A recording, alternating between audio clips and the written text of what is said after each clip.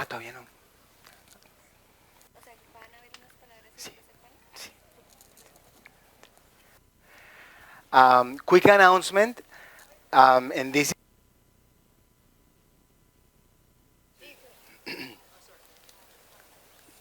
Hola, hola.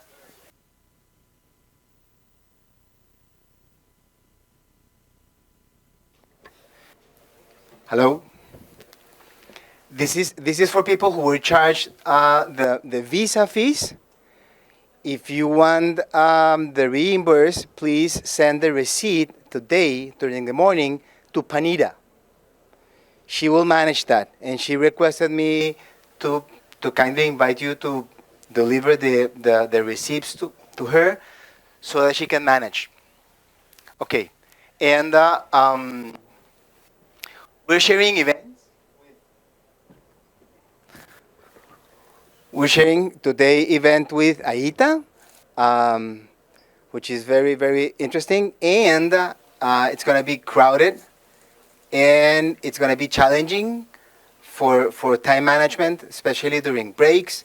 So my special request for you is to help us keeping the agenda and making the most efficient possible so that we can go with the flow of the day and be efficient. Thank you. And I I give the floor to Kazu Kwakutsu.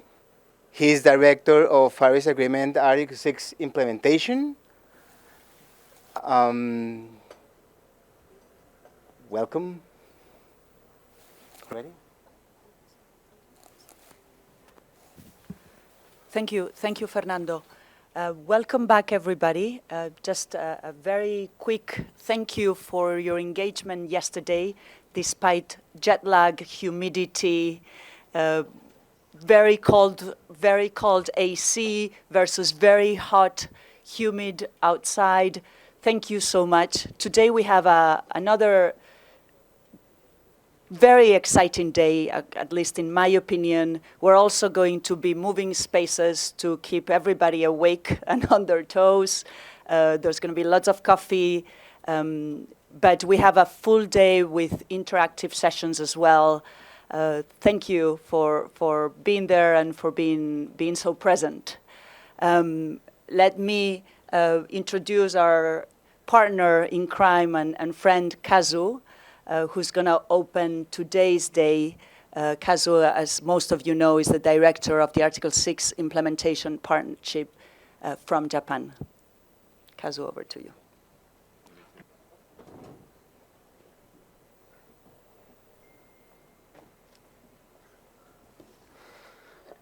Well, good morning, everybody. I hope you enjoyed reception yesterday. It was a really awesome place. So I hope you had a little bit energized after all the long days and all the cold room.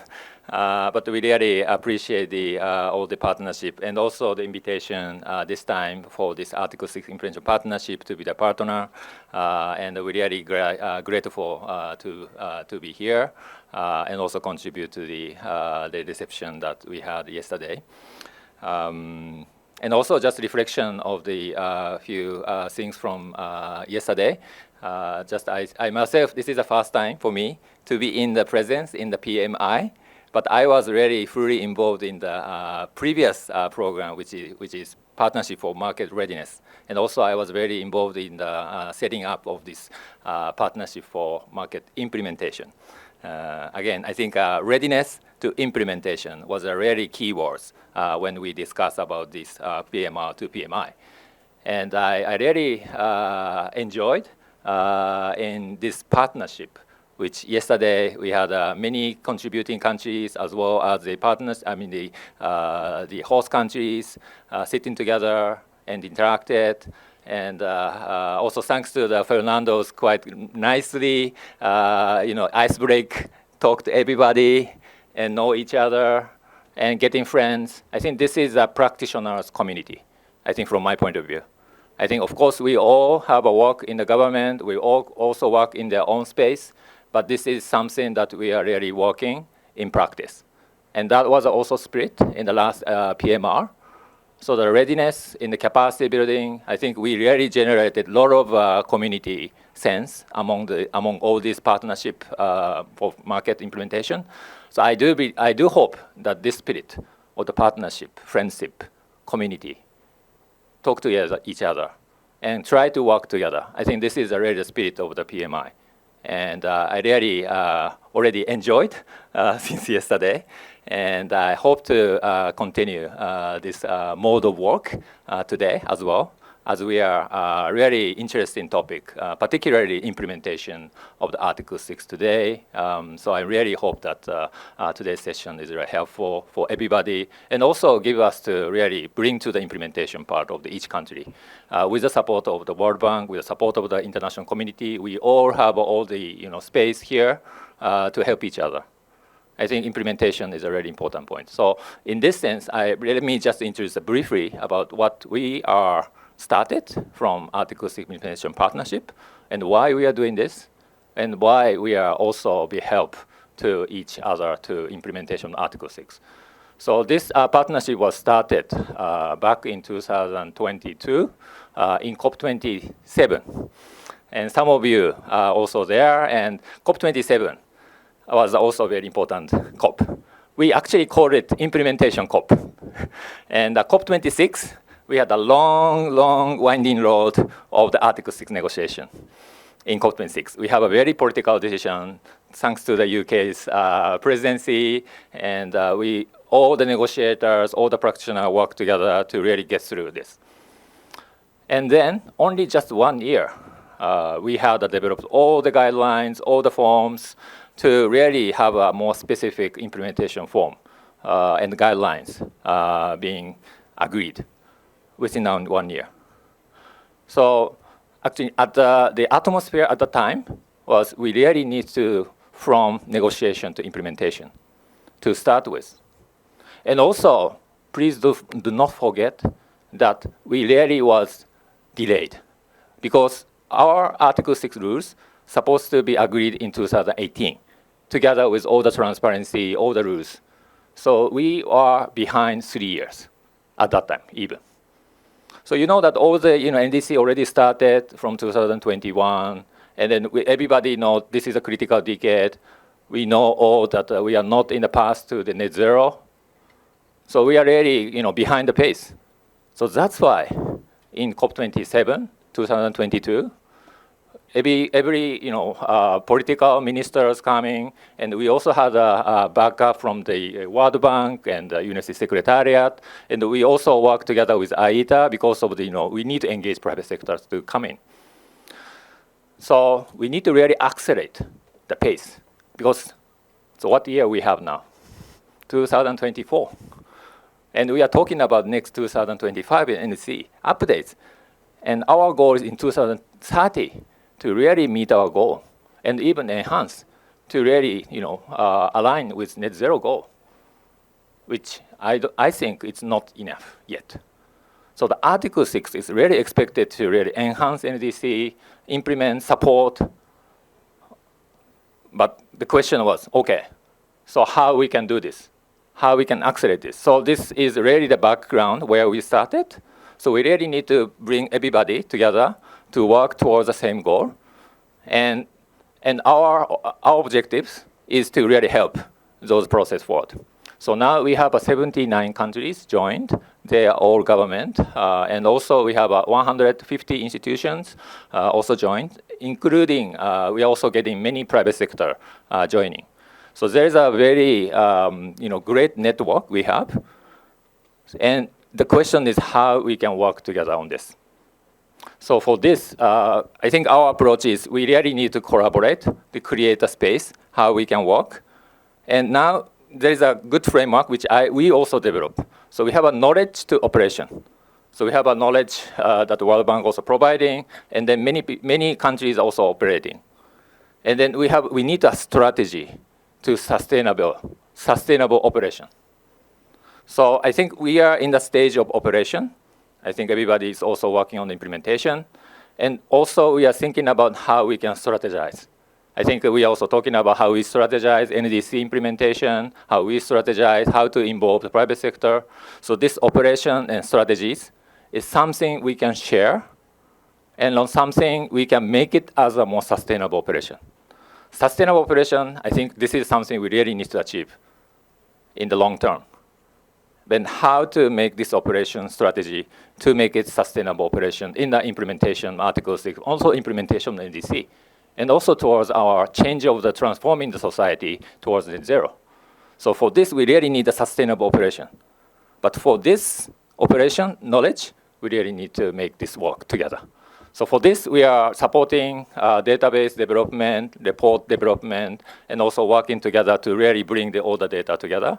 And this is something we are really looking forward to continue working together with World Bank, UNFCCC Secretariat, and we also wanted to have private sector in. So I'm really glad that this time IETA organizing Latin America Climate Summit, and we really need to involve together and work together.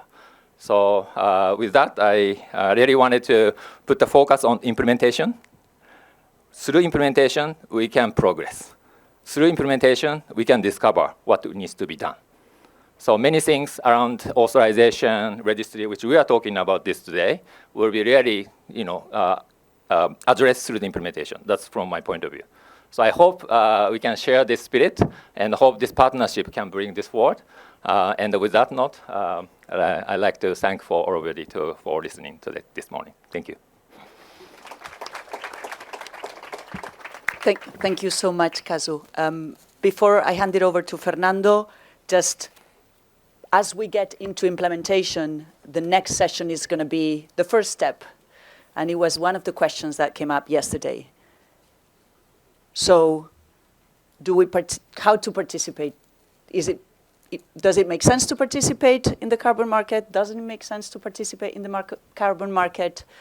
How do we make that decision from a host country point of view? Thank you, Kazu. Over to you, Fernando. Thank you, Flavia.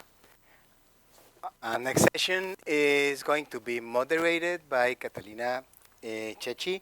She is representing the Integrity Council for the Voluntary Carbon Markets. Please, Catalina, the floor is yours.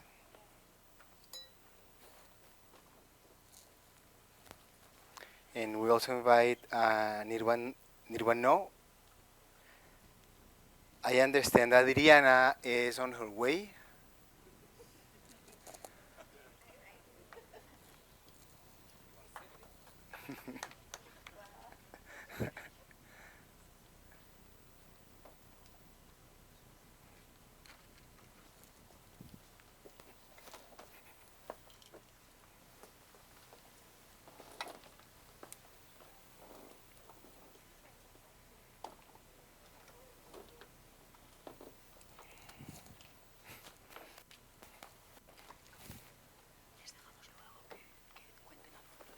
All right. Good morning, everyone. Hope you had your morning Colombian coffee. If not, this is your last chance before we start. So I'm really glad to be here and happy to see a full room for what I think it's one of the most important questions of these days. It's really how to build strategies to engage in different kinds of markets, of carbon markets. We have different kinds of carbon markets for different purposes as well. And so how are host countries thinking about this will be the topic of the session. So as Fernando was saying, I work at the Center for Climate and Energy Solutions. It's a think tank in Washington, D.C. And we are part, as an organization, along with AIDA as well, of the Executive Secretariat for the Integrity Council of the Voluntary Carbon Market, ICVCM. And so we've actually had the pleasure to have the PMI come in one of our working sessions of the ICVCM as we are exploring different ways of aligning the standard to the Paris Agreement in different aspects, including corresponding adjustments. So I have a distinguished set of panelists here. I will introduce them as I go and ask them a few questions. First, I'd like to very briefly give you a few considerations of maybe how countries are starting to think about the role of engaging in different markets. So there's different considerations, including market conditions, so price of the mitigation unit and the cost, including transaction costs of participating to one market or the other. When I speak about different markets, just to be on the same page, would be domestic compliance carbon markets, but also international compliance carbon markets like under Article 6, and of course, voluntary carbon markets. So there's the price of the unit, the cost of engaging in the markets, including opportunity costs and transaction costs, maybe potential levies that are associated to different mechanisms. There's also considerations in terms of mitigation co-benefits. So there might be ways of participating in certain markets that can leverage positive SDG impacts, but also enhance livelihoods and accelerate technology transfer or even develop supply chains, local supply chains. Then there's considerations, I would say, regarding NDC ambition and implementation. So in terms of implementation, for instance, if an NDC is conditional to external sources of finance, countries may want to open up the market to international investors, including through carbon credits. In terms of ambition, there's a lot that can be said, but one of maybe the concerns that has been raising in conversations of, for instance, application of corresponding adjustments is that may cause, that could cause an incentive to actually keep the ambition of NDCs relatively low. This is one concern that's been raised. On the other hand, if an NDC is way too ambitious, some of the effort that the countries are trying to do to establish policies may be kind of delegated to private participants in the VCM. So there's a few considerations to be made in terms of ambition and implementation of NDCs. And then another point is demand. Like there's not going to be a market if we don't have both sides of it functioning well. So what's the appetite of investors for one market or the other, and what are the goals that they need to accomplish is another consideration to be taken. So with this, I'm going to be starting with a few questions for our panelists. So I've got Kazu as our first panelist of the day. He's the director of the Article 6 Implementation Partnership. And so Kazu, one of the questions for you is based on your experience under the GCM and your A6 IP. What are the key strategies that countries could adopt or already adopting that can address the challenges that I've laid out before? And how is the Article 6 Implementation Partnership helping assess all these different elements? If you could tell us briefly. Thank you, Katarina. And of course, that's a big question and for long answers. But I wanted to maybe share a few experience or maybe some knowledge. Again, this is a partnership and knowledge sharing and all the practitioners. And I also wanted to share a maybe few slides to get started. So maybe next slide, please.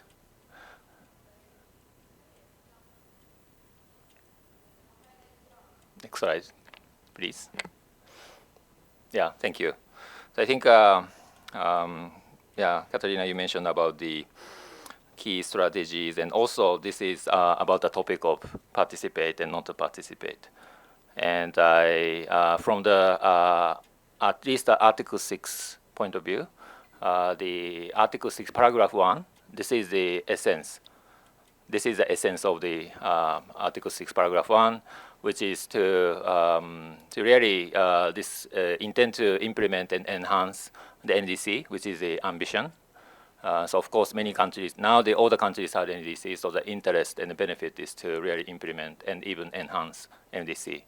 And also, there is to promote sustainable development of the country. So definitely, this is something for the consideration of the country, how this Article 6 or carbon market could contribute, and also ensuring environmental integrity. So this is about the participation and also consideration when it comes to the Article 6 context.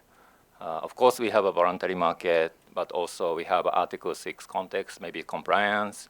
But all of this is, we are talking about is implementation of NDC, Paris Agreement, was net zero, and I think yesterday we talked about the integrity issues.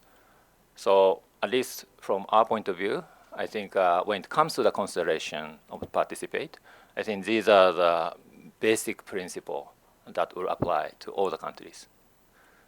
So with that, next slide I may go into.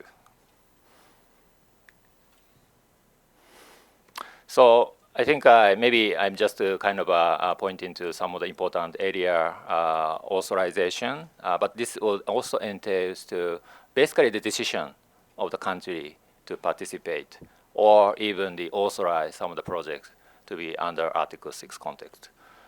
So the we summarize 3 points on this. So we need to make sure the authorizations ensures the mitigation activity contributes to implementation of the country's NDC. So of course, you have a NDC and scope and some technologies, etc. So I think countries need to also ensure those, how the project will contribute to the NDC. And the second point is, maybe this is also another area, how these, the authorized unit or activities will not undermine the achievement of NDC. Of course, maybe for this, we need to have some modeling, we need to have some estimation. I think this is also the important area where the countries decide. And the last part is this, the requirement of the reporting and tracking. And this is really to avoid double counting, to ensure environmental integrity.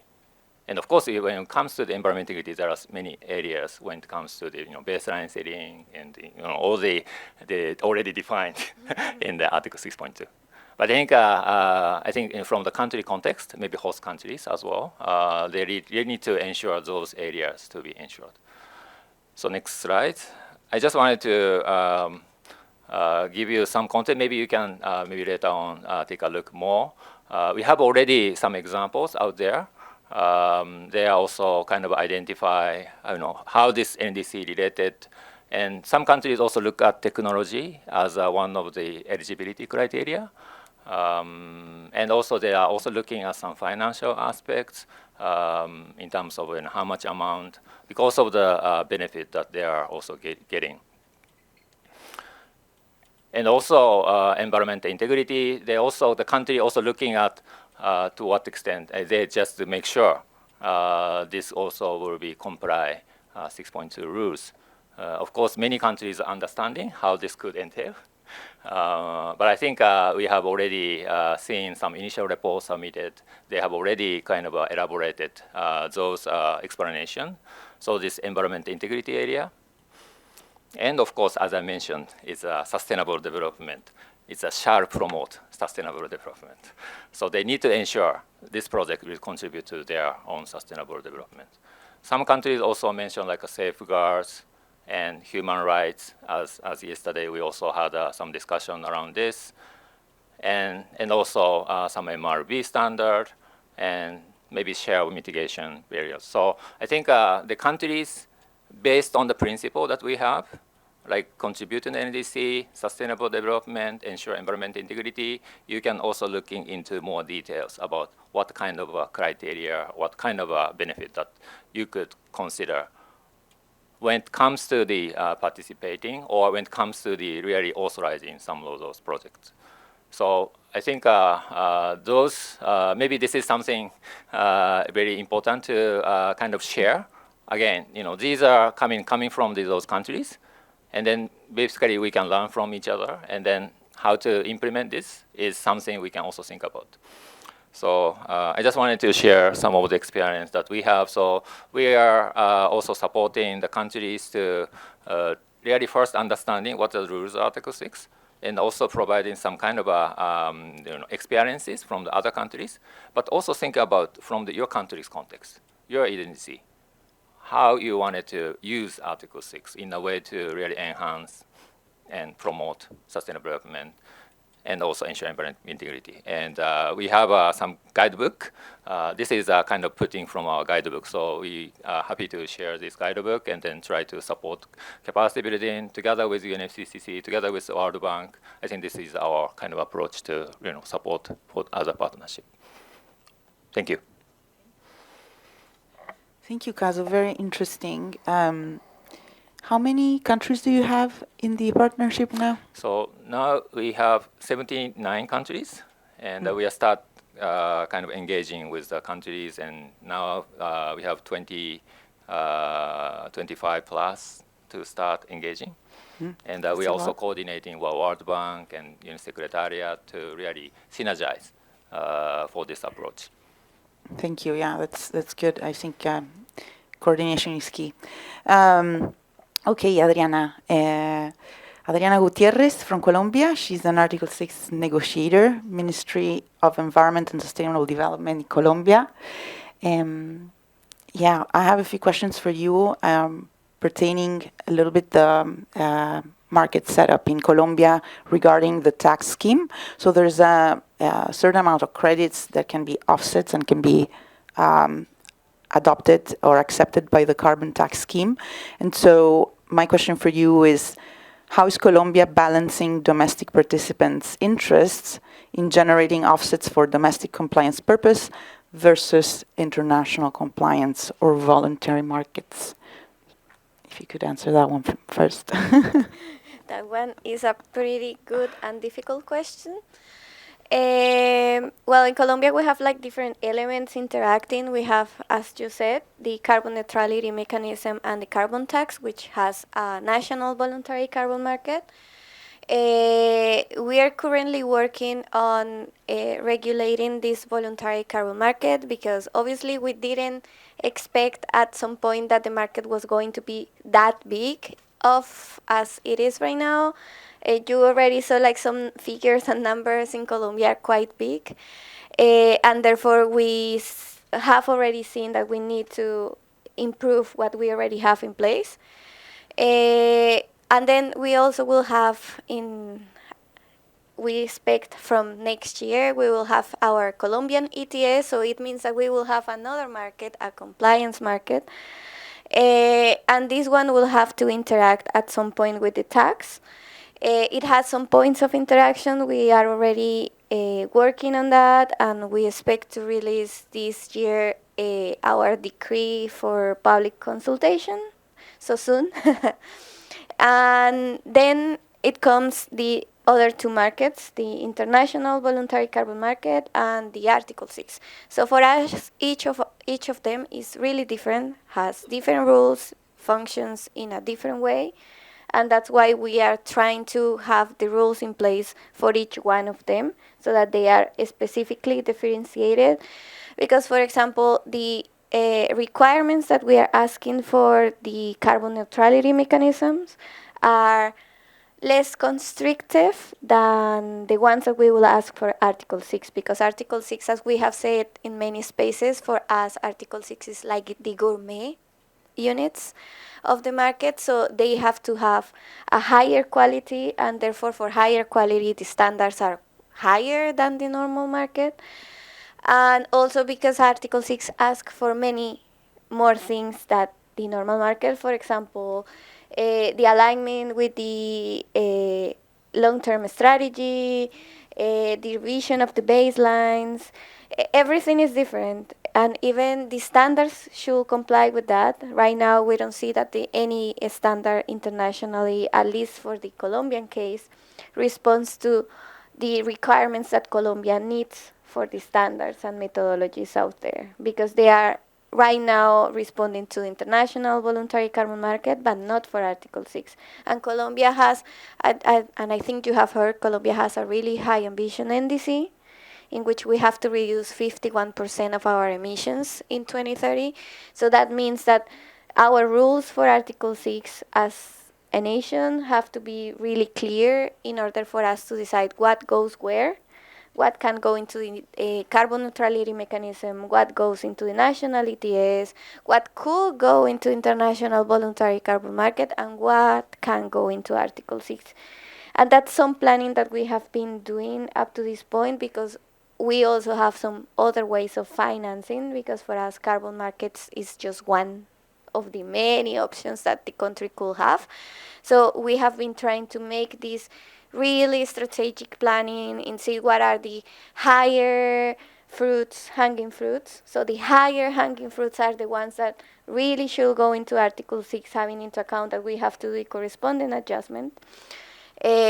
While we could have many low-hanging fruits that we could just work nationally instead of making them go into the market. And those are the things that we have been revising so far.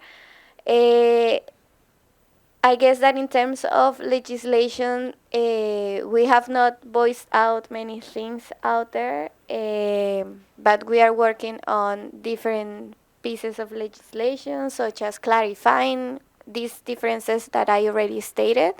That's not something that a normal civilian can understand. They will think that everything is the same, that the credit is the same, that the permit, that the CERs are the same, that the IDMOs. That's something that the people out there don't understand as different. And we also have people here that are speaking on carbon bonds, and we are like, yeah, no, that's not a carbon bond, we're talking about carbon credit. So let's start talking what's the difference between a bond and a credit, and the difference with the IDMO.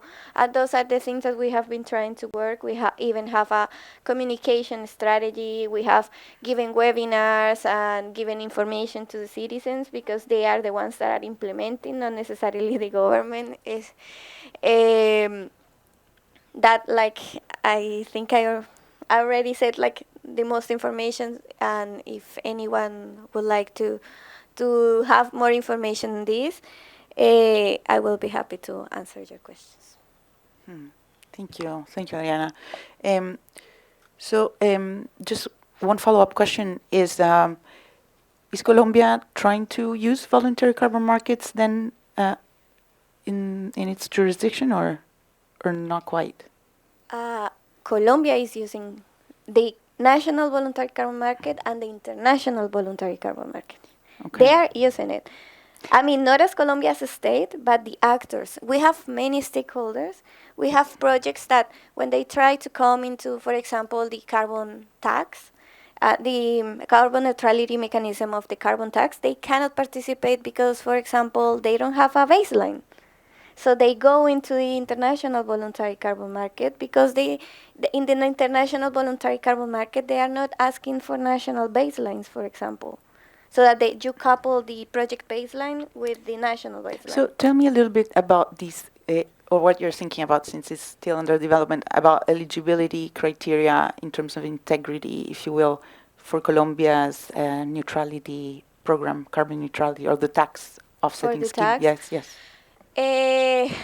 Well, we already have many rules in place in terms of integrity. Mm-hmm. However, we have been trying to improve certain things that could have been a little bit ambiguous to the actors. We have right now the resolution 1447. I'm just trying to think of the number in English, sorry. But the resolution is so long and so extensive, and it has so many elements that sometimes the people, when they try to read it, they don't understand it completely. So we are going to clarify that. So if you ask me on elements, you can have integrity elements in terms of technical elements, but integrity elements as well on social and environmental safeguards, right?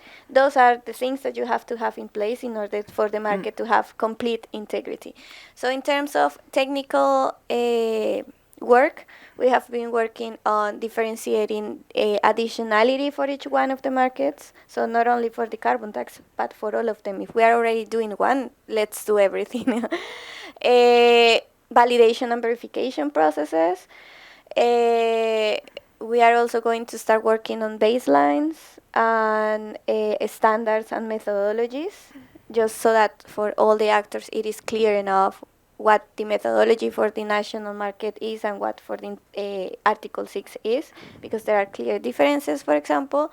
And then in terms of social and environmental safeguards, that's something that Colombian, and I guess that everybody here may have heard our minister talking about this, because she have voiced it out quite a lot, and it is that the most of the issues that we have in the voluntary carbon market nationally, well, I think our statistics is that most of the issues are for the projects that have been sold outside, not the projects that are sold inside. There are also some issues inside, but most of the problems are outside.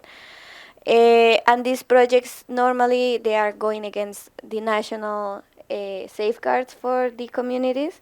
So we are right now working in different kind of strategies. One, like response strategy, because there are issues already. So we have to try to tackle those issues. And with that, we are working with universities to help the communities to go to court and all of that procedures that are outside the boundary of the Ministry of Environment. But also we are working on a preemptive strategy that involves the creation of the legislation for the social and environmental safeguards for communities and not only for REDD+ projects, because when we talk about social and environmental safeguard, we like do this direct connection with REDD+, right? But that's not true. That should apply to any kind of project. So we are working on how we are going to expand this concept into all kinds of projects. We have already started with AFOLU projects at least, which are like the nearest one to us. But we are planning on expanding it to other kind of projects, like sectorial, like energy, transport, and all of that, because we already have had at least one experience of a wind project, with energy project that was inside a community, and the community already like said, no, I don't like that. Why are you doing that without asking me first, and that kind of things. So it means that we also have to work all the other projects having into account these social and environmental safeguards. And Yeah, thank you, Ariana. Yeah, okay.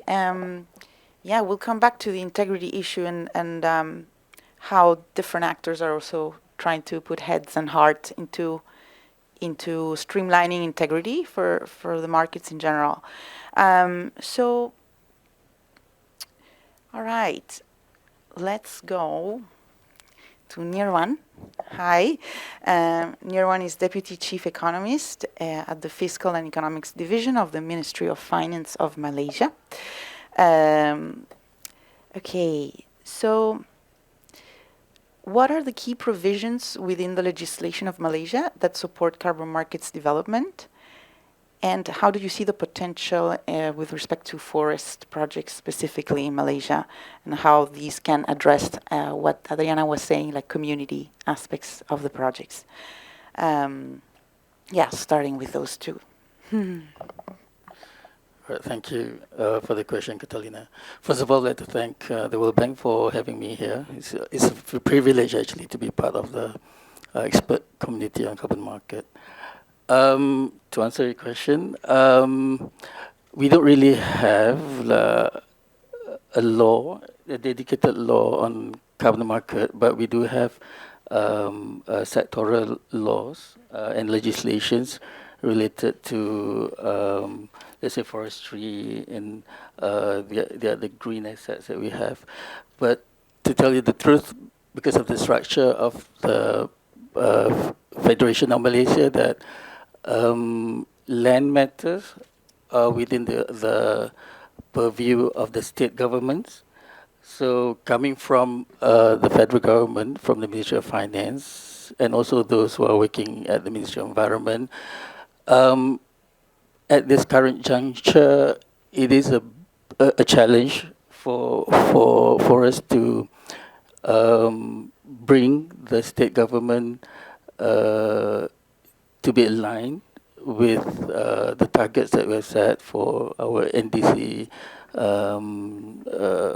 attainment, and also on the long-term commitment towards 2050 net zero emission So what we are doing currently is to have regular engagement with state actors and agencies within the state, because some of the states are moving ahead of what the plan that is being formulated by the federal government.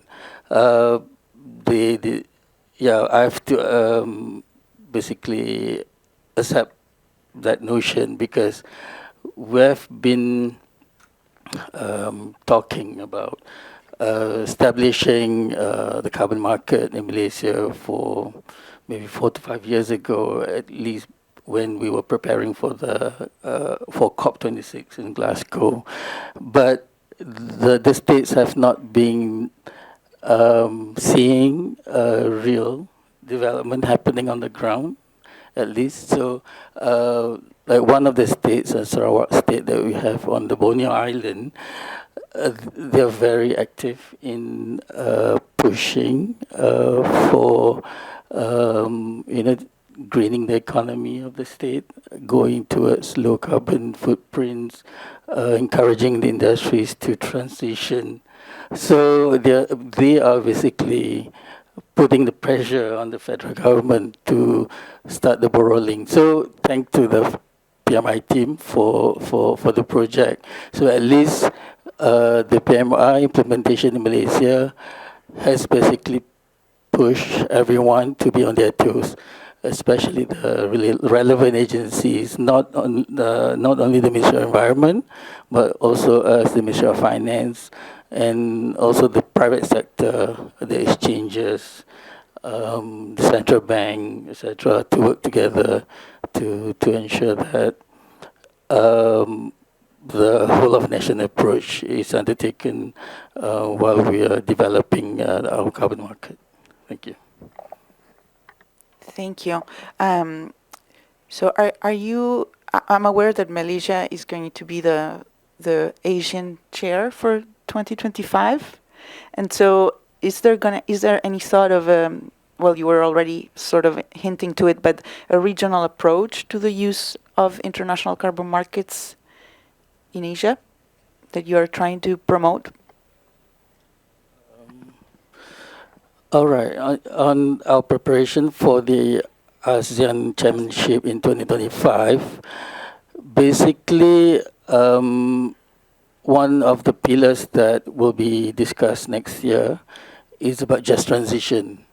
So under this pillar, we basically we have broken it down into around 4 areas, and basically we have not really pinned down whether there will be any discussion about coming up with a regional cooperation on carbon market, but it may be embedded in one of the deliverables, especially when we're talking about the existing work program that is already established when we're talking about ASEAN taxonomy in terms of climate financing, when we're talking about the financing through the capital market. But we still have time, maybe another 6 months to work on the program for ASEAN. So there was a proposal for us to just come up with a common ASEAN framework on the carbon market, just to make sure all the 10 ASEAN members aware of the importance of the carbon market, because we have Singapore, which is way advanced than the rest, and we also have some least developed ASEAN member countries who have not really have anything on carbon market. They have not started thinking about this, but these countries may be affected, especially for Malaysia. We know basically most of our ASEAN member countries are exporting to the EU, so they may be imposed by CBAM by 2026, etc. So that is one of the threats that we may think that is one of the international pressures that we have to take into account to make sure all the ASEAN members are fully prepared. Thank you. Yeah, super interesting. So you are thinking about how to create capacity in terms of carbon pricing policy. You mentioned the PMI. What is the role you see for Article 6 and the VCM besides compliance regimes that could be developed in Asia? So currently, Malaysia has already established the voluntary carbon market. We call it Bursa Carbon Exchange, BCX. But we have not made a decision yet whether to basically implement ETS or a carbon tax. It will depend on the final outcome of the PMI project. But basically, the work that we are doing under PMI, I wish to congratulate the PMI team and all the consultants for basically, like I said before, pushing everyone to really think and work together, providing the right data, doing all the modeling exercises, looking into the impact on the economy, the GDP, prices, distribution of income, expenditure, etc. So we have got all this all the information required for us to put up a good case to the government to make a decision soon. So that's why currently the Ministry of Environment are doing a few things in parallel, especially to come up with they're drafting the bill of for climate change, and also they're doing they're drafting a new policy on carbon market. Then they're currently in preparation to announce the updated NDC targets. So all these things are basically good signs for Malaysia. And when you're talking about whether there is any decision yet for Malaysia to be involved in Article 6, it all depends on the policy that will come out. But based on the data and our current projection, it seems that we may be able to achieve our NDC by 2030. So there is a possibility for us to be able to be involved in Article 6, but there must be some control so that we have the projection, but before we can commit on which projects are supposed to come under Article 6, which projects should be led for the voluntary market to manage, we really have to make sure that the newly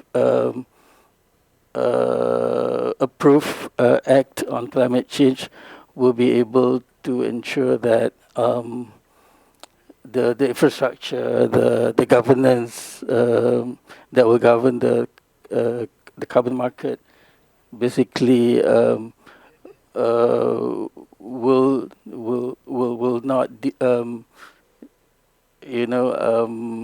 push the country away from our commitment. Mm-hmm. All right, thank you. Okay, thank you. Fernando, how are we doing on time? How much do we have? 5 minutes. Okay. We have time for questions also from the audience or speakers as well, if you want to ask each other questions. How does this work? Maybe, do we have a roving mic? Yeah. 2 questions. Okay, yes, please. Hi, thank you. Adriana, a question. You mentioned that standards, we're not ready for the integrity that Colombia is seeking. So it would be very interesting for us to participate in a conversation with the government to see what type of changes and improvements we need to make for comply with the requirements of Colombia, and just to say that we are open to do that, not only with Colombia, but with other governments.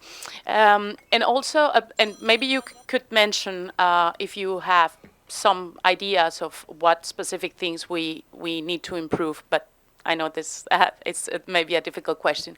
And also maybe a question for all of the panelists. We have been speaking a lot about safeguards, specifically for the AFALU and RED projects in all of the countries. Is there any advance on maybe a system where projects could report the safeguards, how they're applying that, so it would be maybe easier to track these for different projects and initiatives? Okay, I will be short because I think you also answered the question. When we start working on that, we expect to open the discussion with external stakeholders such as you guys. And in case of what things you might already start revising, the baselines, that's something that Sorry, but just for RED, because the other baselines are okay, right? I think there has to be a revision for everything, just in case, because not all the standards have the same way of working.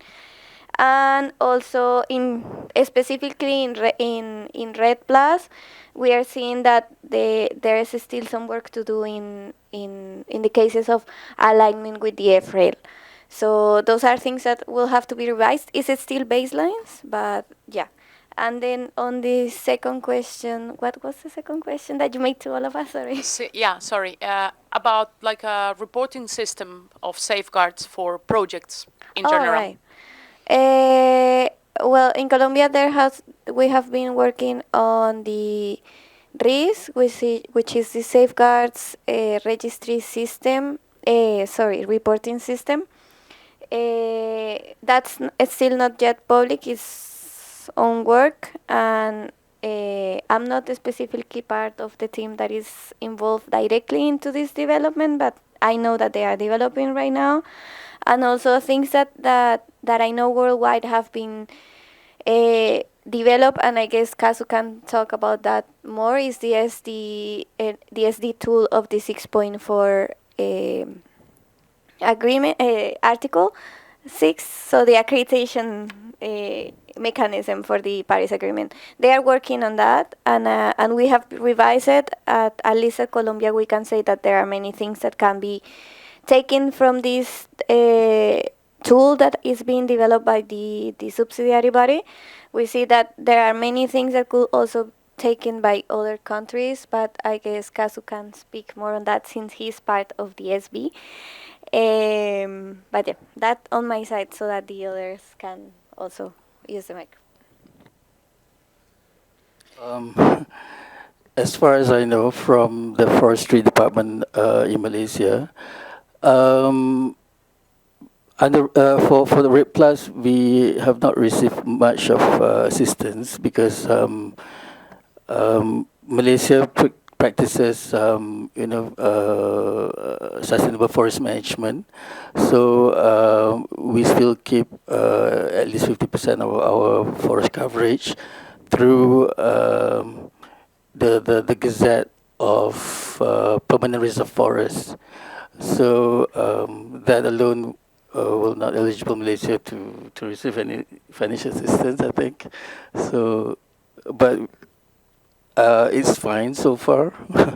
So we hope. I don't know whether the effort that we have taken through government instruction or government directive will also be considered in the future for the government to be able to receive, any financial assistance for us to engage in other developmental projects for greening the economy. Thank you.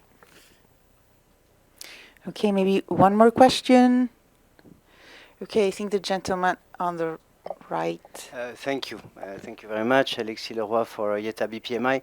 So the question goes to all three panelists. We're talking about just transition. I was wondering if there's a price mechanism or a price consideration that integrates such tools that would ensure a just transition from a host country point of view. Thank you.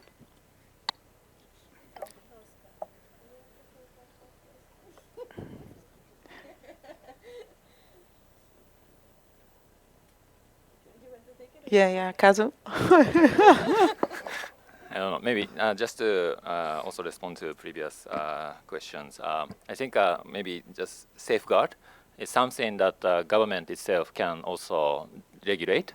So maybe some country can specifically kind of require project participant to address safeguard. In addition, I think Article 6.2, if you are also follow the Article 6.2 rule, you need to also, I mean, the government needs to ensure the safeguard to be addressed. And also the same things in terms of the 6.4 mechanisms concerned, sustainable development tool, which is now the mandatory for all the projects to follow to ensure sustainable development to ensure, including the addressing this safeguard in the context of the country.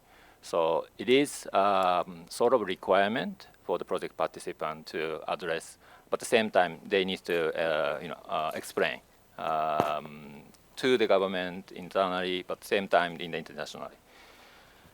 The just transition, I'm also catching up discussions, but I understand there is also like a phase out of some of the fossil fuel plant, and there is also attempt to like apply some crediting mechanism to which to a certain extent I think price consideration could be applied. So I understand there are some attempt to apply this price to the kind of a carbon price to the just transition. So.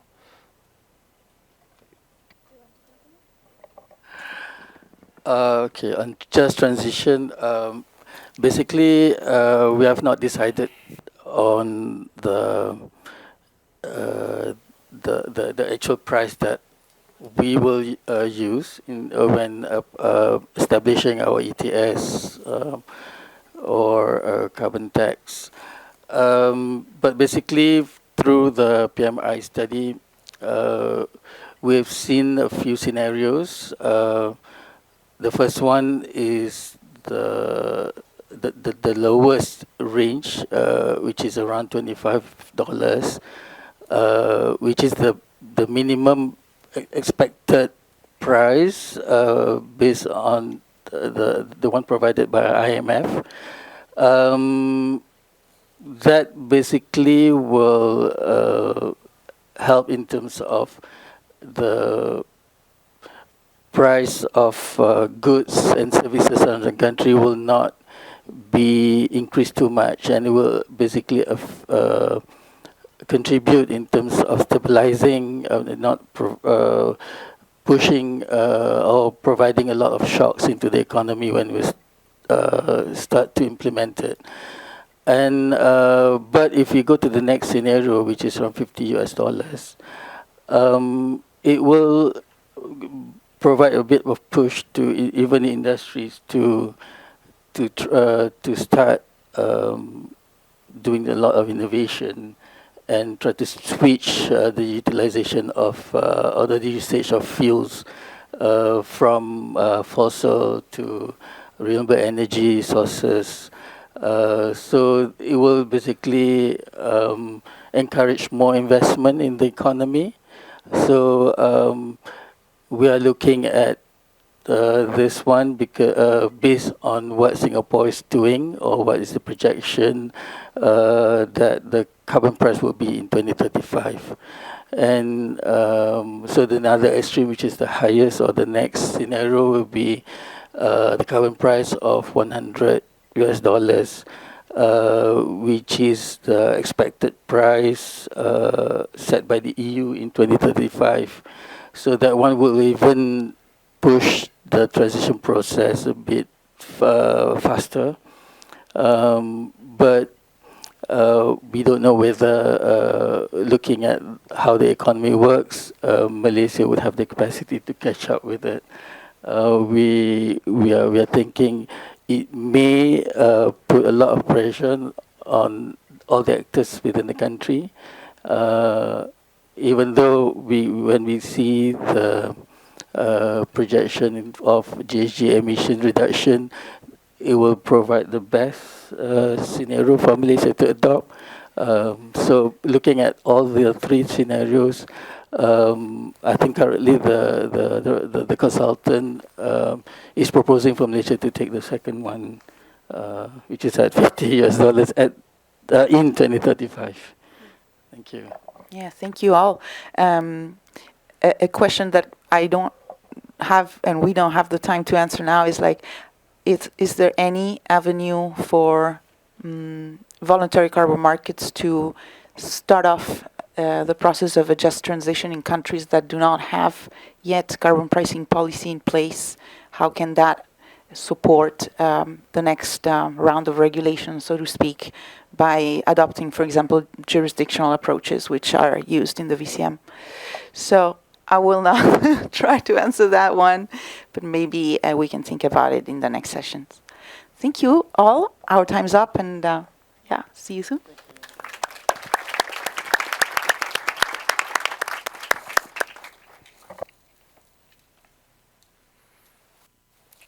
In the meanwhile, please keep in mind for all of you who were charged with visa fees to forward receipts to Panida. She will take care of it.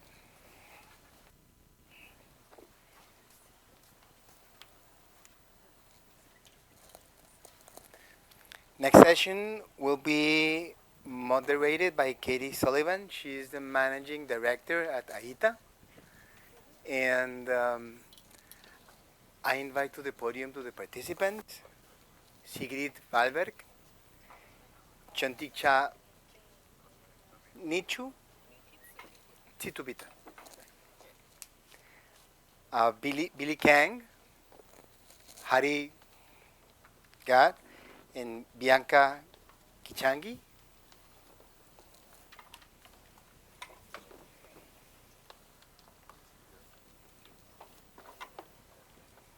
Over to you, Kitty. Excellent. Thank you very much, Francisco. And thank you very much to the World Bank, the PMI, gathering such a remarkable group of people all over the region and the world. These are really precious moments to have together. And I think that certainly through the years where many of us were doing everything virtually, we really should be leaning in to having that face time with one another, both during these incredibly informative sessions, but also obviously on the margins during those opportunities for the social networking. Lots of familiar faces here, but also new faces. And so having those relationships and building that trust is really everything as these markets evolve, and evolve quite rapidly, but also in many different directions. So I'm Katie Sullivan, Managing Director at AITA. We are a long-standing partner of the World Bank and PMI, and shout out to the team at the PMI for all the hard work that goes into just the PMI, but also, again, these types of unique gatherings. I have the pleasure of moderating today's session, and we're going to have quite a diverse set of perspectives, views, lessons learned. And I just, before we go into the meat of the discussion, I want to just make it clear with AIDA, representing the businesses that we do. We're nearly 350, not just businesses, also NGOs. It's really the gamut of the carbon market value chain. It's project developers of all stripes. It is assurance providers. It is buyers. It is lawyers. It is financiers. The list goes on. And we also are privileged to grow as our membership grows and these markets grow, our offices across many regions. Even in the last year, we've opened up staff for offices in India and Japan and Brazil and South Africa. So it's really, quite stunning. But having fellow travelers, like many of you, along for this ride, know that there are experts and private sector voices that are deeply, deeply involved, deeply, deeply care, and frankly, have deeply, deeply earmarked billions of dollars to go into reductions and removals with high integrity. So that is the theme here today.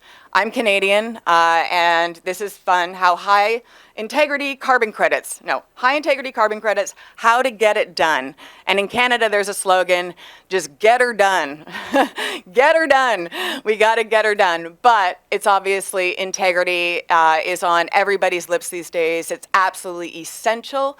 If you don't have integrity, you might as well call it a day. It's over. It's done, including for private sector.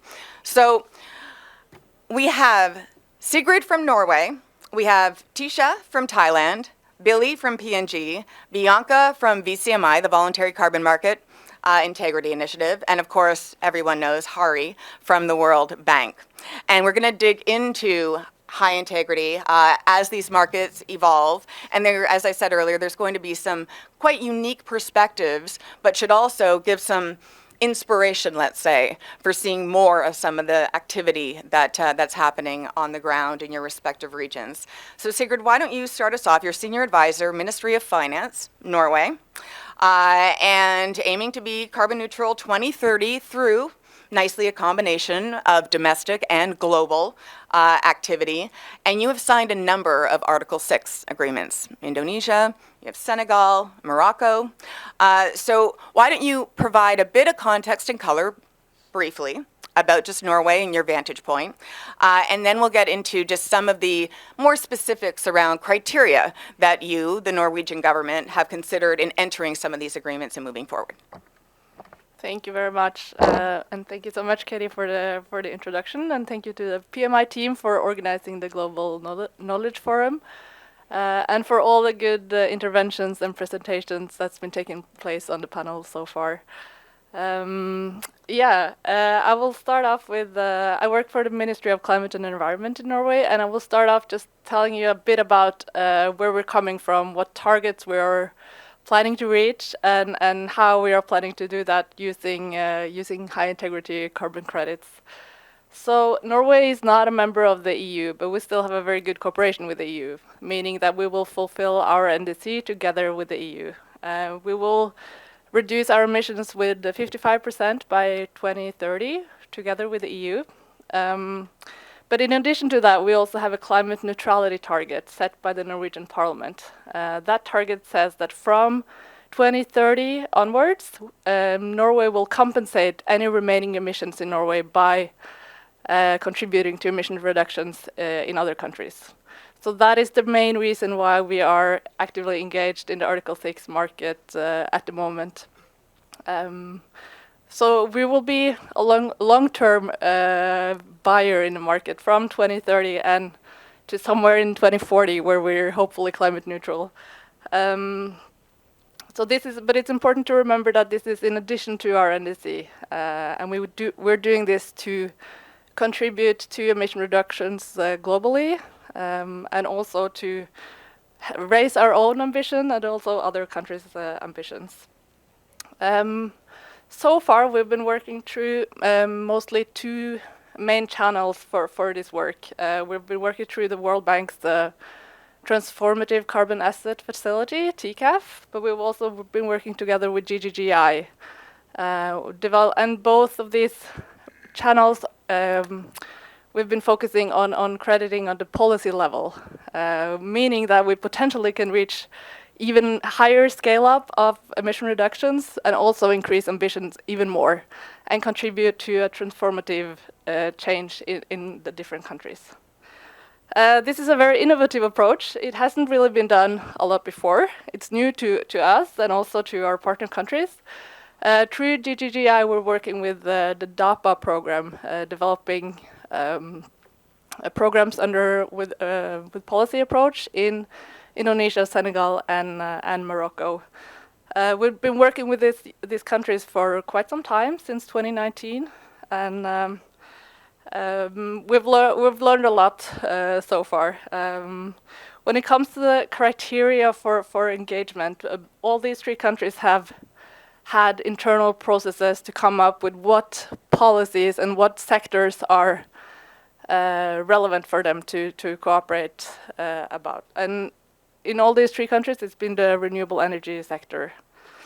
And to us, it's really been key with host country buy-in. I think that is maybe the most important criteria for us when we are considering partner countries, to make sure that host countries they have a good understanding of cooperative approaches, they understand the rules from under Article 6 rulebook, they see and also have done assessment of how Article 6 cooperation can have an added value in their countries, and also how Article 6 can increase ambitions in addition to their NDC. Another important thing is to have good internal coordination between ministries and agencies and other actors that are, especially at the policy level, that are actually going to implement the policies, right? It creates an additional layer of challenges, and seeing from Norway's side as well how difficult internal coordination can be. It's a key thing in partner countries. Many countries are now in the stage of developing national frameworks, and that is also very helpful and useful to kind of set the responsibility between the different governmental actors, and that is really helpful in this process. But more in detail when it comes to the high integrity or the environmental integrity of our partnerships. 2 issues that are really key to us is additionality and attribution, and making sure that these emission reductions wouldn't have taken place if it wasn't for the cooperation, right? And especially also at the policy level, it's challenging to make sure, but we're also we're spending time now to really get the program design right, to make sure that this wouldn't happen if it wasn't for carbon finance, and also that it's because of Norwegian funding that this is taking place. I mean, many of the sectors, especially the renewable energy sector, it sees a lot of it's a lot of aid money as well going into different programs and projects. So we need to make sure also that this is because of Norwegian funding that emission reductions are taking place. It's also important to us that emission reductions are permanent. It should be sustainable. It should help host countries to do the transition. And it should also not increase after the crediting period is over. It's important for us to ensure that this is actually some long-term changes being made. Social and environmental safeguards, also very important, and the host country's willingness to transform. Their willingness to set ambitious NDCs, conservative baselines, and that this is also followed up by national policies in these countries that are aiming to do the green transition. So yeah, I think I will stop there, or I could just maybe also add an important lesson that we've had with working closely with the 3 host countries.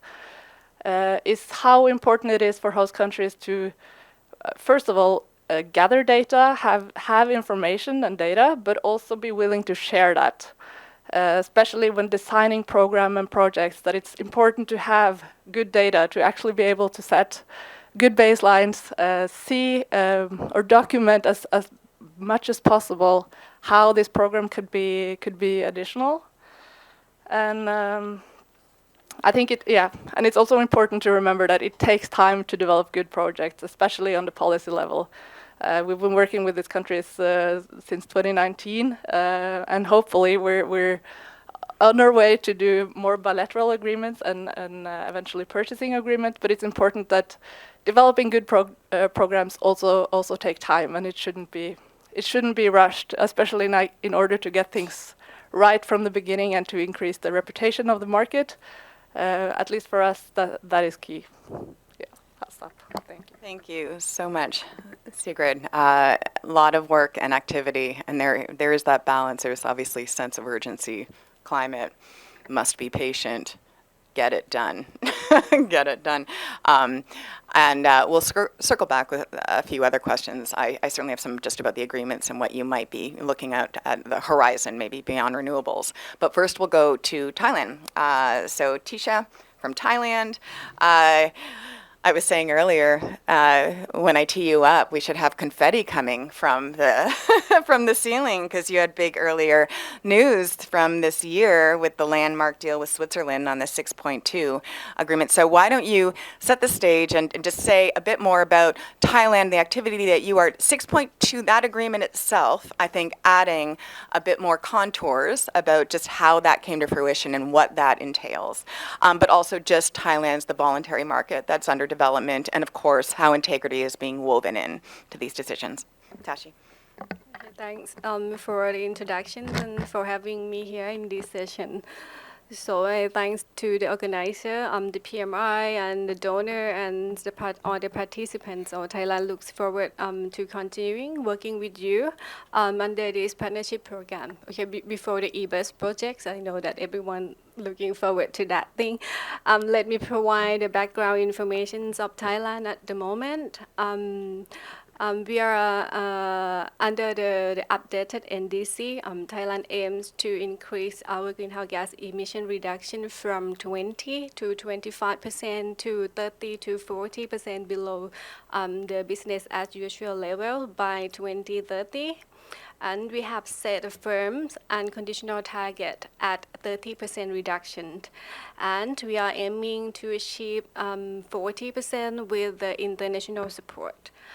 For the long-term target, Thailand is committed to achieve carbon neutrality by 2050 and the net zero emission by 2065.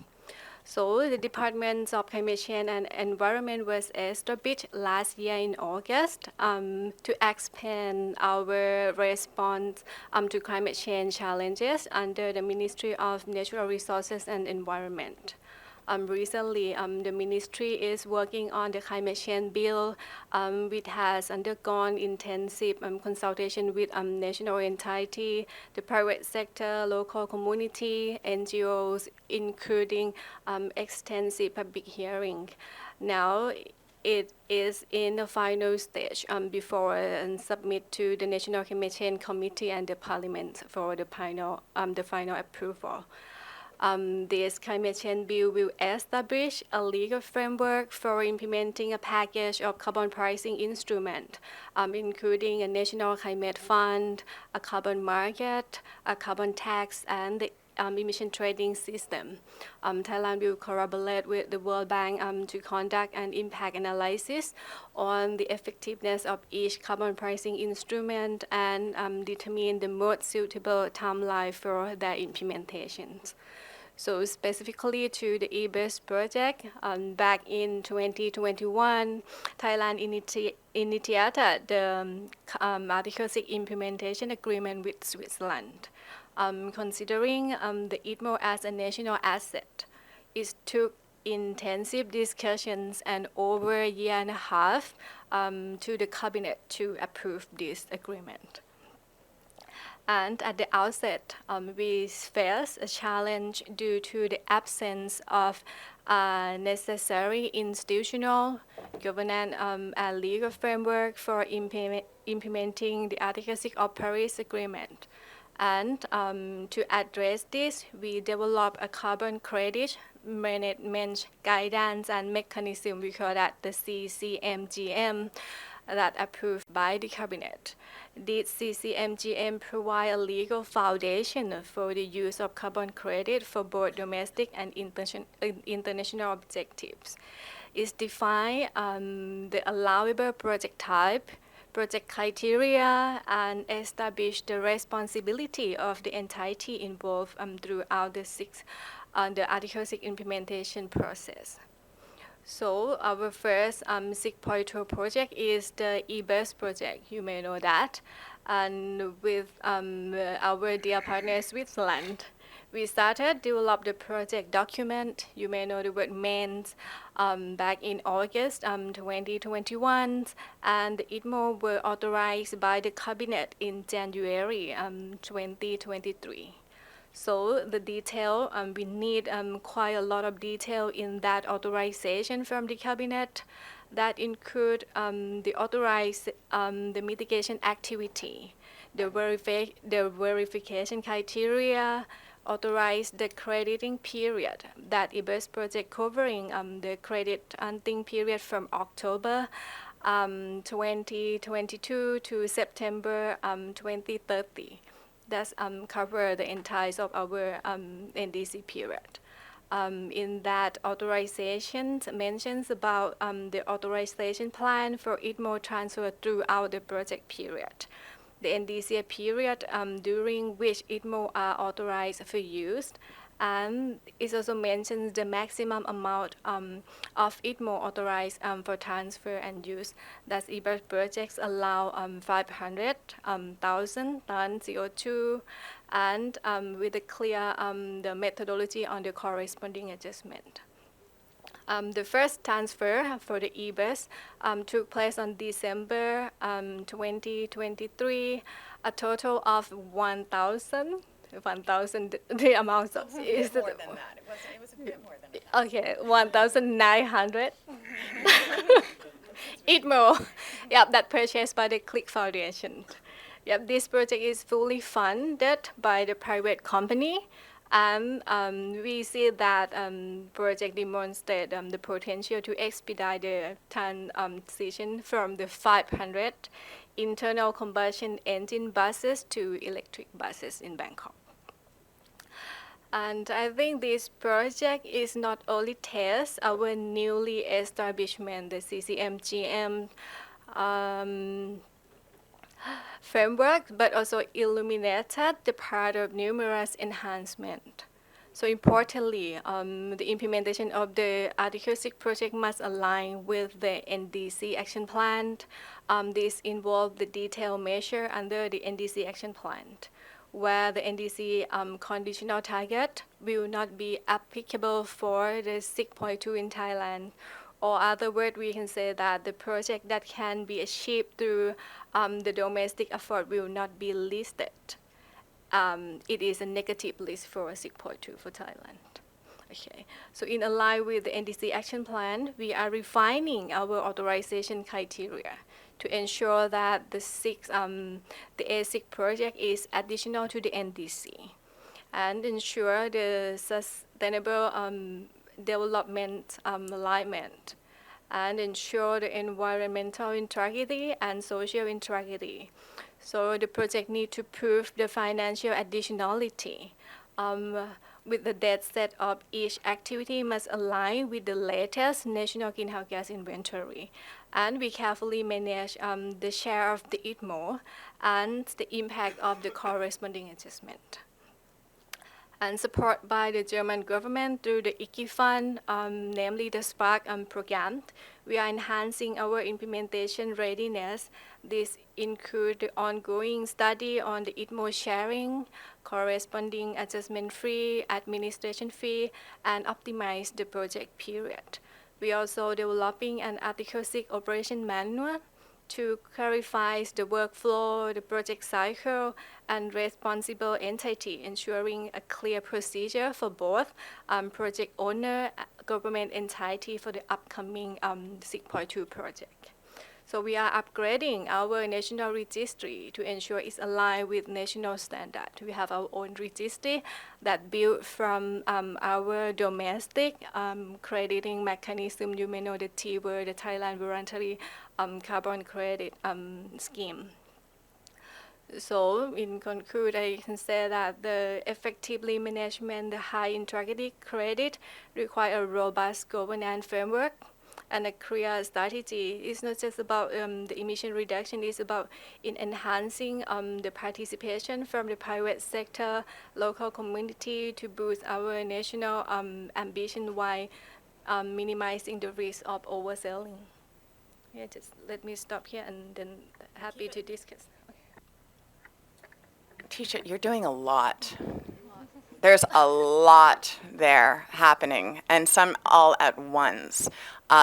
Let's, just for clarification, this big bill that's going to make its way to Parliament, that's expected to happen over the coming months this year? Timing of that, the bill. Yes, we expect the bill to be entered into force next year. That is the hope. But you know, frankly speaking, that Thailand in approval of the bill sometimes it can take like more than 2 years, 3 years, or 5 years. That we have a hope that this can come soon because the climate change is an issue and the agenda for the government. Yeah. So there's a lot, again, domestically, the work and now obviously the updating, the refining of Article 6, just the criteria, the framework, the integrity-related considerations. It is phenomenal, and I do not want to give short shrift to the 1,900 tons from, so 1,900 tons in this e-bus program. What I also love, and our community loves, is the fact that businesses were involved on both sides of the equation, right? So CLIC Foundation money, which is business money, Switzerland, paying tax, going to invest in this company in Thailand, this e-bus company, and the government being so supportive, again, while making sure that everything is underscored with integrity. So it's relatively small, but is incredibly important and symbolic, right, for others to go. So thank you. And Billy, Papua New Guinea. So you're Policy Research Officer, Climate Change and Development Authority at PNG. And you have communicated that this is, you're here to be a sponge in many ways, right? To listen and to learn about the experiences beyond PNG, but to bring back home because it's quite a sensitive, active time in PNG with you and your colleagues with government. So if you could provide that scene setter about where things stand around carbon market legislation development and framework, but also we recognize that PNG had a, what's the word, topsy-turvy, a bit of a challenging year with, there was the VCM experience, the moratorium last year. So some just of that experience, how it's driving some high integrity considerations in the work that you're doing at PNG now. Thank you. Thank you, moderator. Before I begin my presentation, I would like to acknowledge the work done by PMI to bring together expertise from different countries here at Cartagena to share experiences and lessons learned in the space of carbon markets and credits and also related fields. In my presentation, I think I will talk about scaling carbon markets in Papua New Guinea, specifically looking at key barriers, then propose solutions to those challenges and actions needed. Papua New Guinea, as you all know, is a small developing state, but it's a home to the third largest rainforest globally, after Amazon and Congo. PNG significantly contributes to global carbon sequestration. The country has the potential to play a crucial role in global carbon markets. PNG contributes at least a minor proportion of the greenhouse gas emissions from fossil fuel combustion, 0.04% emission from the Asia-Oceania region, and 0.02% of global emission. Recent regulatory challenges that we face today in 2022 following concerns about the proposed verified carbon standards, REDD+ projects in Oro province, one of the provinces in PNG. The Environment Minister imposed a moratorium on new voluntary carbon credit schemes until adequate regulations were formulated. Subsequently, an agreement was signed with a Blue Carbon, a Dubai-based company, to develop a regulatory framework for vetting future forestry projects in PNG. This agreement was updated at COP28 in December 2023 to strengthen collaboration on Article 6 project under the Paris Agreement. The government of PNG has been developing a carbon market regulations to define institutional responsibilities and processes for carbon markets, including Article 6 and the voluntary carbon market. This initiative aligns with PNG Medium-Term Development Plan 4, which is 2023 to 27. It occurs simultaneously with our national election, which includes establishing effective carbon trade regulations as a strategic priority. The regulation, still under development, aims to cover various aspects of carbon market operations. PNG is working on a national registry that connects with Vera, developed by CCDA and PNG Forest Authority, supported by FAO and JICA. The registry keeps track of projects targeting voluntary market. The National Forest Monitoring System, housed in PNG Forest Authority, monitors national forest cover, which is used to report national credits. Currently, our credits on the UNFCCC platform. 2016 to 2018 credits are about 68 million carbon credits equivalent to CO2. 2014 and 25 credits are 9 million carbon credits equivalent to CO2 are on the REDD+ platform managed by CFRN, or Coalition for Rainforest Nations. PNG has met all requirements set out by UNFCCC and produced results. However, the credits are not being sold as expected. Challenges and future strategies for PNG. PNG's pre-2022 credits are not being recognized or sold as anticipated.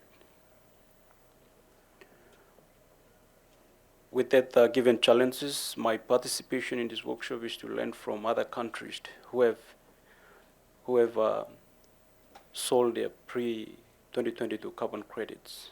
So my main objective for me to attend this workshop is basically to identify the best market strategy for PNG to sell our carbon credits, as PNG credits are of gold standard and have met all requirements since 2024. Thank you. That was excellent, Billy, and very rich. You can read a lot, but to hear from the actual practitioners, policymakers' mouth about where things are, where you've been, and how they could evolve, but also that it's a strategic priority for PNG, carbon markets and participating in these carbon markets.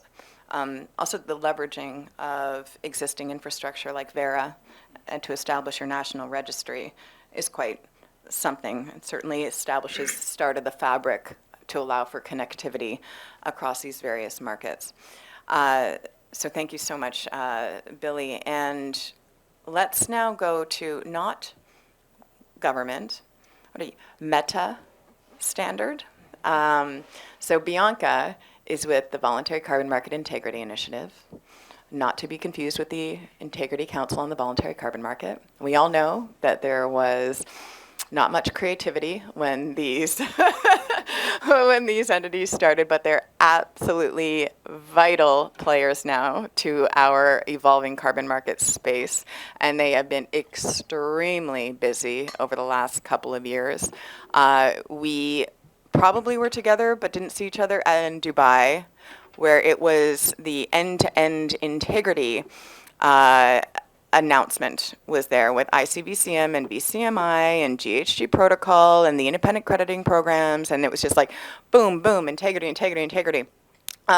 So first, we throw the names around a lot, but it would be extremely helpful for, I'm sure, many in the audience to have a status update on the VCMI, your role that it focuses on the demand side, and what you have been churning out on the claims code, right? And what I guess is coming over the next couple of months, and that critical role you play on the use of credits through that integrity lens. Bianca? Thank you very much for that introduction, and I'd like to thank the World Bank for inviting VCMI to this important discussion. It really is a pleasure being here. I used to work for government, so it's good to see a lot of the Article 6 negotiators here, but also learning from the other countries and their experiences from yesterday and today has really been really insightful. And with VCMI, as Katie has mentioned, we do work on the demand side of carbon markets in terms of a claims code of practice. And what this does, it's a universal standard that gives guidance to companies on, first of all, how they can use carbon credits for their net zero transitions. And secondly, how to make verifiable claims when they use these credits so that there's integrity and meaningful climate action. So all in all, it ensures transparency and accountability in the system with corporates. And companies do play a vital part of scaling the finance needed for climate action. So we really feel that action from the companies is more important than no action at all, and this guidance really helps the businesses towards greater climate ambition. So the claims code was developed over 18 months. It is for companies, but it was a very consultative process with not only companies, but countries and civil society organizations. So we've had a stakeholder forum, we've had a country contact group, we have an expert advisory group. So really having a very consultative process and working with the other global standards, as you've mentioned, so ICVCM, the GHG protocol, to deliver a standard that has international recognition. So bringing in this discussion of end-to-end integrity now comes in with where our work with ICVCM is crucial.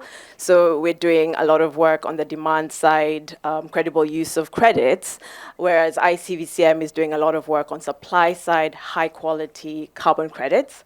And I'm glad that they were here today, so if there's any more questions for them, they can be directed that way. But they do have these 10 core carbon principles. A lot of them focus on environmental integrity for the credits, but an important point to mention is that they also focus on sustainable development benefits and ensuring safeguards, which we heard in the previous discussion from Colombia is really critical to the integrity discussion.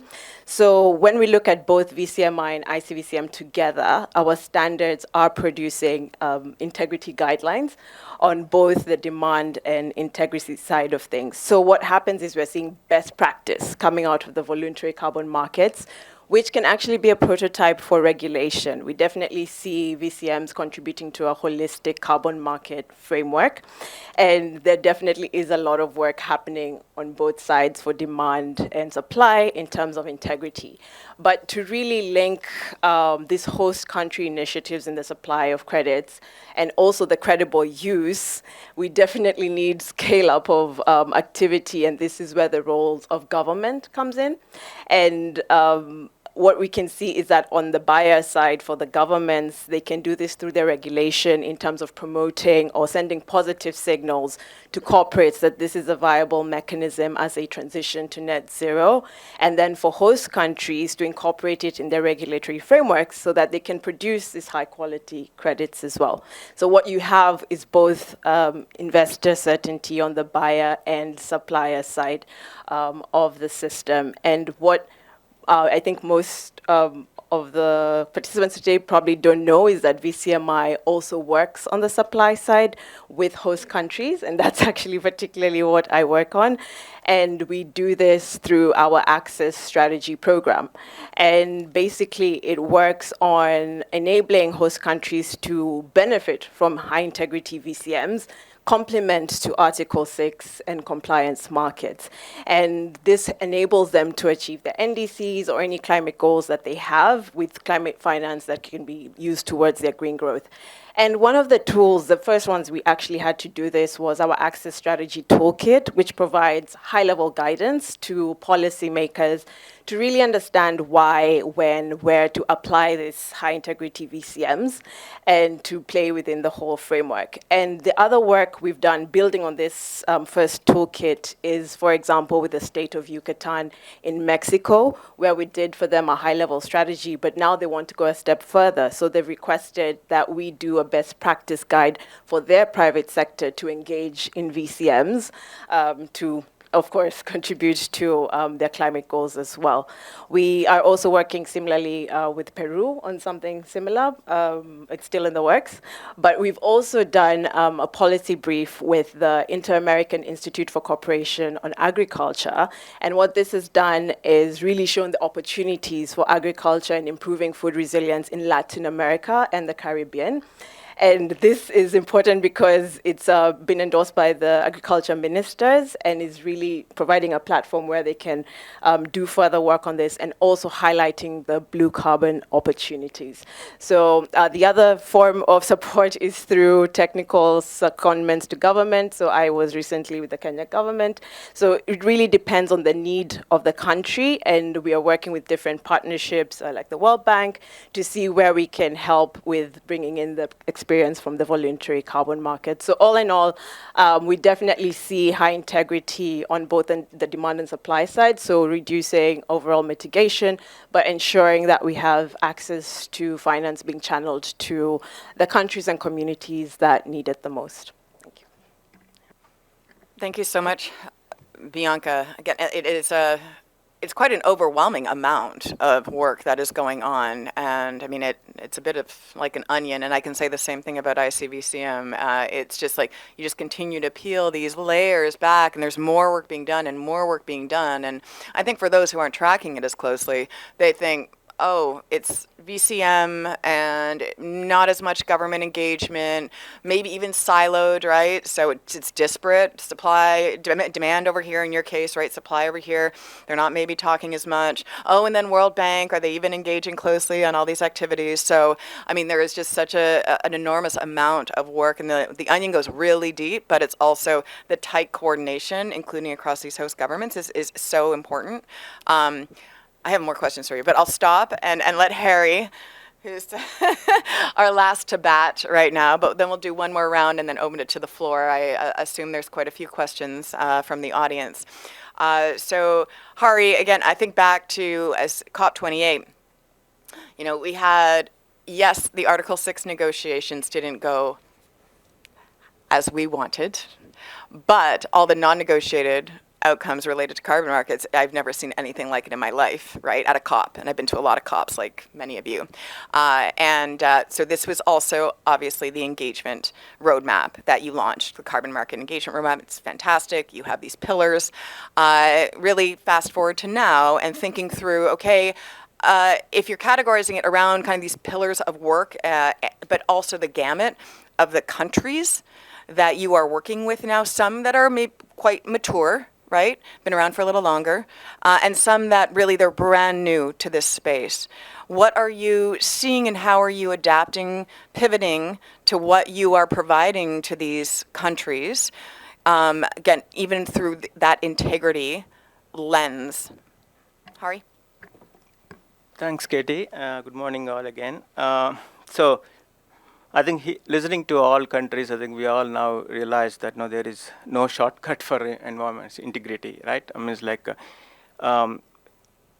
countries expected that now learning, you know, from 10 plus years of experience from the CDM world, that things will improve, things will simplify, and so that it will be easy to access, you know, finance from the carbon markets. So good luck to those countries that are still in that frame, frame of mind that we all know now how hard, for example, Thailand, it took 3 years to develop that EBUS program, and it's the same scenario for most of the Article 6.2 transactions that are out there right now. Yes, additionality haunted us in the CDM world.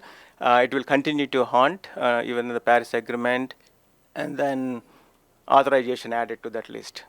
So yes, I mean, so now countries needs to deal with this. I mean, sometimes I feel like it's a scenario where a married man or woman needs to manage both the partner and the in-laws. I mean, which is very difficult to manage. But I think in this scenario, of course, there you can compromise on certain things. But here, I think countries don't have that option to compromise on anything. I mean, like they need to ensure that all aspects of integrity are being considered. I mean, it's like we heard yesterday and then today from the panelists that how countries are facing difficult choices in terms of making appropriate choices, like whether to participate. I think that question may be wrong. I mean, it's like it's not either or. I mean, like countries need both Article 6 markets, but also voluntary markets. Now, I think the crux of the problem, of course, starts from the the way NDCs are formulated. It's like because each country during the initial stages, because of whatever the reasons, I mean, it's like they all developed that suits to their circumstances and then capacities and etc. But I think now there is a clear guidance that is available to all countries. Like how do we at least harmonize many requirements, especially the way you set your baselines, the way you identify the measures that are required to meet your unconditional and conditional targets. And then, of course, the most difficult part is the assessing or estimating the financing needs to meet those targets. If you see the first round or second round, even second round of NDCs, they all lack of this kind of information and then clarity that is very much necessary for the countries. The experience so far has been, yes, I mean, countries are trying their best to navigate within the space that they have, within the understanding that they have so far, and then of course the support that they are receiving from multiple partners, the World Bank. Yesterday Flavia has shown we are working with almost 30 plus countries on different aspects of carbon markets, starting with helping them to build some institutional capacity, and then of course introduce some kind of a policy frameworks. I mean, it's again, so the one lesson at least that we would like to share is that it's not important that you need to have proper or a fully established policy framework to start with. I mean, that's not the scenario. I mean, you can even start with having a simple guidelines, how do we actually wanted private sector to participate? What is the process that government wants? For example, approval of the projects, or and then at what point in time they wanted to give authorization. Yes, it makes sense for countries to issue the authorization as early as possible because of the certainty that could bring to the private sector and also buyers involved in that. But it is also understandable from the country's point of view because it's difficult to make for them to that kind of a decision with very little information that is available during the initial stages. So then, of course, countries are looking into, okay, we will approve the project, but you need to come back to us again, over a period of time or after the validation or the registration, so that we will know better, whether this project is meeting all the requirements and including the sustainable development. And then the community, of course, aspects that we have all seen, how many countries in Africa has approached last year. How do we ensure that these revenues will benefit the communities? Of course, starting point is policy frameworks. I mean, Ghana is one example. I think we all know, which is one of the most comprehensive policy framework that exists. And then since then, many countries followed, of course, with varying degree and levels. One of the frustrations, I would say, at least the private sector also thinks, is the bureaucracy, of course, which is again, because is it really the cabinet that needs to make a decision on authorization? I mean, is that that level of approval it need to go? I mean, given the uncertainties with that kind of a process, can the DNA, make that kind of a decisions with a clear, instructions from the, of course, at the top level? Of course, there are many countries that established interministerial committees, so climate change committees, and etc. but they are not well empowered basically to make those kind of decisions. Of course, one, because it's a new topic and they need a lot of hand holding and capacity building. So how do we actually help that process to simplify so that these authorizations will happen? I mean, yes, it is easy for us to tell. I mean, like, countries have only two choices to make, whether to authorize or not to authorize. I mean, like, okay, you identify a positive list, and then as Colombia, we heard, okay, just to see which are the high cost, high effort measures that are part of the, again, conditional part of the NDC, and then say, okay, we will do the authorization for that one. So that kind of a clarity, yes, of course, I think many countries are now looking into, and then of course publishing them in their either the policy framework or separately as a kind of a directive or as part of the decrees and etc. So that's one, of course, the positive development that's at least we have seen. And then how much actually countries wants to have a say on what these credits will be used for. Of course, it's very clear in case of Article 6.2 where they are meant for either for the NDC purposes or for other international mitigation purposes. That's the term, including the CORSIA. But again, what the other means, like some people think it might be also voluntary carbon markets. So that means, but we all know authorization requirements for voluntary markets is of course is up to the buyers and independent standards that also driving that kind of a process. But of course, countries have a choice to make that thing.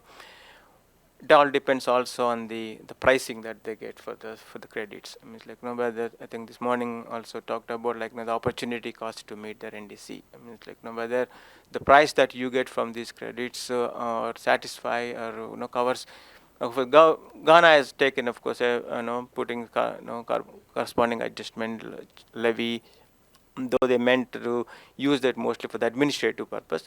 Though nobody has a very clear idea about like what it entails, for example, to do the corresponding adjustments when it is a time for them to do, say, in the future in 2030, because inventories are not up to date, and then of course accounting is a big issue, getting a quality data and etc. So how do we actually help countries to on this one, because methodological approaches for inventory versus what we do under Article 6 or voluntary markets are completely different. So how do we actually harmonize? How do we align? It's a big it's a technical issue, but also, of course, like a political issue in a way, and it requires a lot of efforts. I mean, we need to see, I mean, how the countries will do these corresponding adjustments in 2030, and whether we can help countries on that one is one big thing.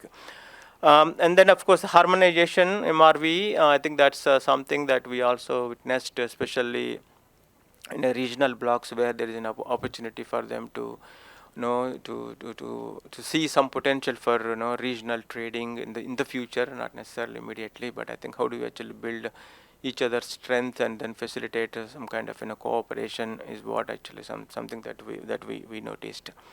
If you go to the next slide, which of course I think is also something similar to what I think Kazu also talked about this morning, on how countries are looking into that, including of course like the authorization in some of the countries we noticed is happening not based on the detailed assessment of like the modeling that Kazu talked about, like okay, is it really makes sense for them to do it, but it mostly looking at the simple things like whether this project is bringing some additional jobs to that area, or is bringing some sustainable benefits to the community there. And then in some cases we have even seen just simply from the pressure from the cabinet or from some minister, and so this corresponding adjustments needs to happen. So so that's, of course, there's no uniform approaches that we identified, but yes, definitely I think countries are making efforts, learning from each other, building on the capacity that different partners are providing, but there's a lot more needs to happen. And the final thing I wanted to also emphasize is of course, when we talk about the integrity, because we talk about supply side, demand side, we already heard there is also market integrity. So there, I think one thing so far, all the policy frameworks, guidelines that we have seen, they all talk about like the type of the infrastructure that they need at the domestic level. Mostly the registries, they cater different needs. want just for the tracking purpose, but some wants for issuance and then verification and so and so. But none talk about the legal nature of these credits. I think that's one thing that we are also trying to see how do we actually help countries to think through and then integrate that part of the equation also into the policy frameworks. Like how do they treat the legal nature of those credits, and then what the implications that will have on the way they handle those things. So yeah, so the PMI the support in all these countries. So we are looking into holistically on all three sides of this puzzle, supply side, demand side, market integrity, and then working with other partners, including of course VCMI and then ICVCM to see how, for example, how CCPs could also be part of the government's decision making, and then how VCMI's guidance on the access strategy program, and could also be part of the overall country guidance that the bank has also developed already. So how do we actually strengthen those things so that we can help countries to move forward? I'll stop here. Thanks, Jyoti. Yeah. Hari, we need to create a Chat GPT. Hari. Oh, PMI GPT, right? The wealth of knowledge and information, what you have seen, right? What you continue to see. This is a nice little snapshot, obviously not comprehensive, but how you can structure these insights and where there's commonality and divergences. Some that matter, right, and are challenging. Some that actually, it's fine to have that divergence. You'll still get to the end game around proper markets, right, with integrity and ideally international cooperation. But thank you, Hari. I do have more of a bit of a lightning round, but I want to open it to the floor, the audience first. And there has been a lot, again, of information that's shared, including updates from Norway and Thailand, PNG, VCMI, and of course, the World Bank. Do we have any questions from the audience? We'll start here. Do we have a microphone? On, yeah. So thank you very much to all of you. Super interesting. One question that could be, I think, answered by all.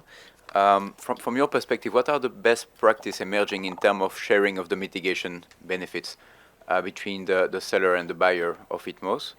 And maybe a question for Bianca more specifically. What do you recommend to mitigate the risk of offset that could displace mitigation actions? So do you recommend from the company that purchase the offset to limit the purchase to a certain level of emission, being a share of its emission or something? And how would you see that evolving through times? Many thanks. I think if it's okay, we'll go Sigrid first with the benefit sharing. Yeah, I'm not really sure if I understood the question. Can you repeat it? Sorry. So if a project is developed based on 6.2, imagining that the project generates 1 million of CO2 equivalent, do you recommend that a part of those reductions stay in the balance sheet of the country, or of the host country, or do you recommend that everything is transferred? And is there some best practice emerging? Because if we want the project to contribute to the NDC of the host country, obviously you cannot transfer everything. Yeah. So. Thank you so much for clarifying. I mean, I guess there are, from our perspective, it's no best practices so far because we haven't really signed that many agreements so far. But from that said, we're working at the policy level, so hopefully the impact and the emission reductions will be quite substantial. Of course, the sharing between buyer and seller is of course up to negotiations, but in our thinking, these kind of projects are so substantial and transformative,